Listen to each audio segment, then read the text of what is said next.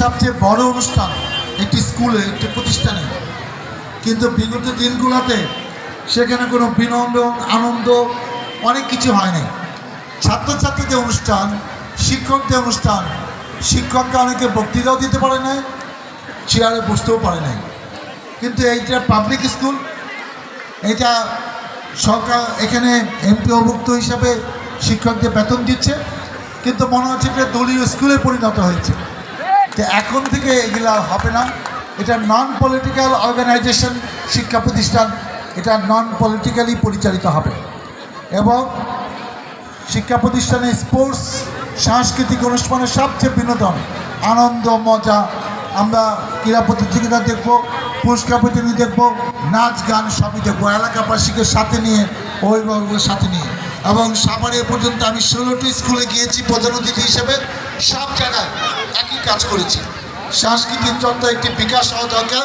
অতীতে যারা আজকে যে সন্তান তুলিত ছেলেমেয়েরা যেভাবে নাচলো, আমি খুব অবাক হয়েছি যে এবছর হয়তো 15টি নাচ হয়েছে, আগামী বছর 40টি নাচের জন্য তারা প্রস্তুতি নেবে।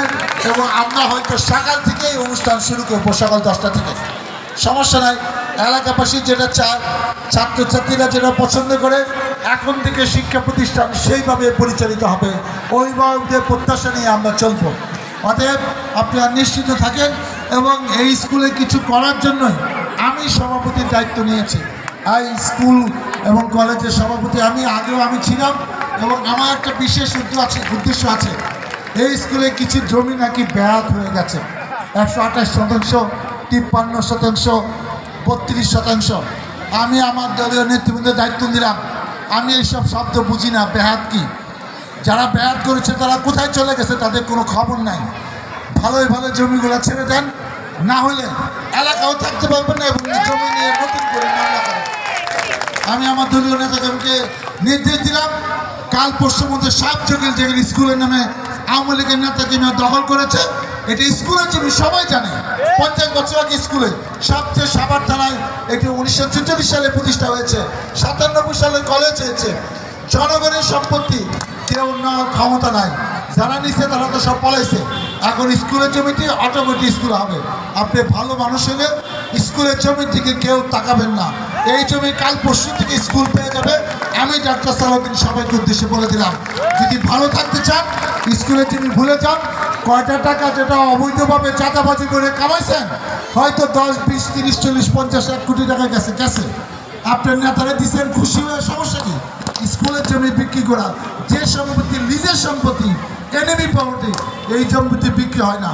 আমি জমি জমা ভালোই বুঝি, কারণ আমার আব্বার স্বাধীনতা আগে অল্প কিছু জমি ছিল, 1400 বিঘা জমি ছিল। অতএব SARS পড়সা কি, BS পড়সা কি, কোনটা মেডিটেশন, কোনটা কি, এটা আমার চেয়ে ভালো কেউ জানেন না আপনারা, কেন আমার সম্পত্তি আমি ডিল করি। অতএব এইসব জমি আর কেউ যেন নষ্ট না করে। এবং আমি অধ্যক্ষ মহোদয়কে বলবো, সমস্ত তালিকা করেন যেগুলো এই 15 বছরে ব্যাহত হয়েছে। আমরা আমাদের দিকে চোখ করে নিয়ে নেব। তোমার টাকা আছে, তুমি না বুঝা ভুল করে কিনছো, কিন্তু স্কুলের জমি নেওয়ার ক্ষমতা কারো নাই, কেউ নিতে পারবে না। ইনশাআল্লাহ আপনারা ভালো থাকেন, সুস্থ থাকেন। আমরা যেন স্কুলের জন্য, এলাকার জন্য, মানুষের জন্য কিছু করতে পারি। মহান আল্লাহ তাআলা আমাদের জন্য সেই তৌফিক দেয়। আল্লাহ হাফেজ। বাংলাদেশ জিন্দাবাদ।